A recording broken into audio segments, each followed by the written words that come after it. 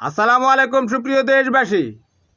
জঙ্গি লীগের এক জঙ্গি ভারত থেকে উত্তরা থানার ওসিকে টেলিফোন করে বলছে তারা 4 কোটি, অর্থাৎ আওয়ামী লীগ এখনও 4 কোটি বেঁচে আছে, তারা সবাই ভারতে চলে গেছে।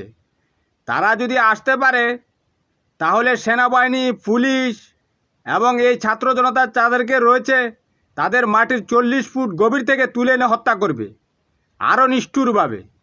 এবং সে বলছে যে আওয়ামী লীগের লোকেরা তো ভারতে চলে গেছে, কিন্তু যারা জুলাই বিপ্লব আন্দোলনে গণ অভ্যুত্থান করেছে তারা কিন্তু কেউ পাকিস্তানে যেতে পারবে না, কারণ পাকিস্তানে যেতে হলে ভারতের উপর দিয়ে যেতে হবে।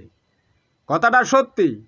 তারা কিন্তু বাংলাদেশের মানুষকে খুন করার জন্য ভারতের সহায়তায় বসে রয়েছে, অর্থাৎ এদেরকে নিশ্চিহ্ন করে ফেলতে হবে। ভারতীয় শুক্র